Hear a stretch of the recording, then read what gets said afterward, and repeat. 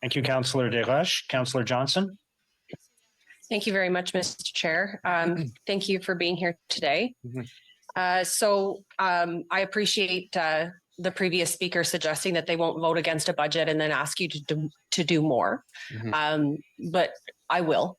I can appreciate that might feel like a contradiction, but ultimately I need to represent the interests of my constituents, and they are feeling similar to other people that they cannot count on police enforcement of the rules that they expect.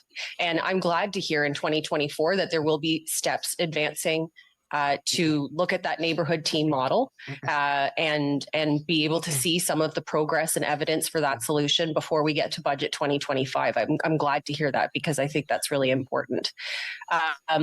But what's really coming alive for me right now as we speak is my most recent interaction with a community who was deeply affected by a homicide in Center Point just within the last couple of weeks.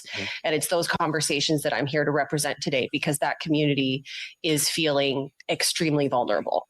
And I want to understand in the 2024 budget, how are you working to build relationships with racialized communities who are feeling especially targeted by gun violence? They are letting me know that there are more guns coming in to Ottawa through Cornwall, but also through diversion of legally owned guns that are then, improperly passed along when someone passes away. So there's a couple different sources of guns coming in.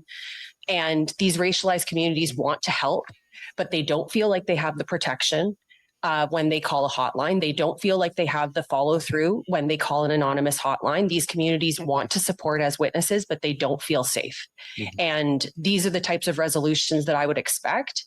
And I feel like the police service at this time does not necessarily have the trust of those members of the community that want to support safety and want to be part of a collaboration towards greater community safety that they don't currently feel that they can do. And so for those reasons, I'm going to vote against your budget, and I'm going to ask you to do more. And we're going to talk again many, many times over the next year. But I'd like to understand what in this budget is looking at guns and gangs and also building trust with racialized communities, please. Thank you, Councillor. In regards to our relationship with racialized communities, it is a priority for us for meaningful reach outs to those communities that are most affected by crime. And I can tell you, I've met with a lot of groups in the past year, and similar to what you said is what I'm hearing is that they do want to work with us. Excuse me. They do want to work with us. They do want to collaborate, and they are interested in increasing their safety. In some groups, there is no doubt there is some trust issues that we have to build on.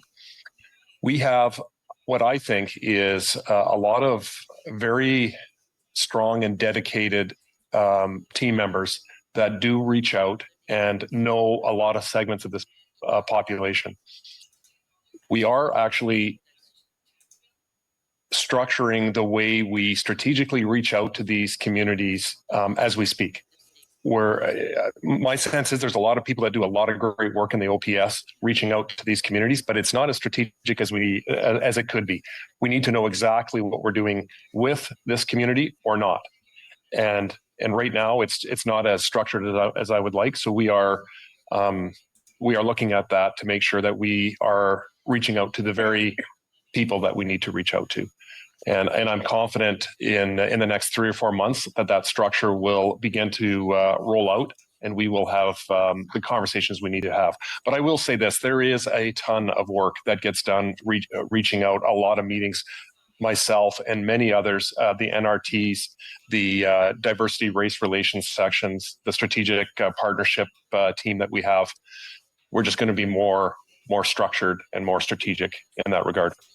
In regards to increasing guns in the community, I agree with you, Councillor Johnson, in regards to that. We do have a member that is part of a provincial gun team that is based out of Cornwall that focuses on that border. We're part of that team. So that's something that we contribute as well. Our guns and gangs team are very active in investigating the shootings that do occur. Our homicide team, which is, I can tell you, very strained. They have, but their production or their ability to solve a lot of these files is very high.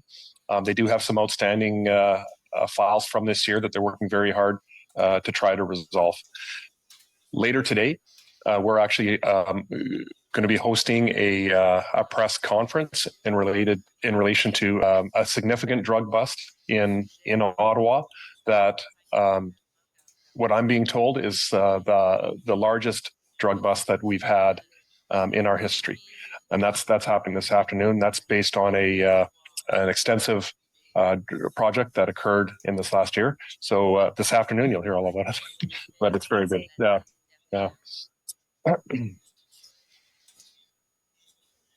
Thank you very much, Chief. So I appreciate your comments, and I think you do have to do a delicate balance with your resourcing because, you know, I hear from community members that police are looking at those. It was kind of a crass statement, but the big game.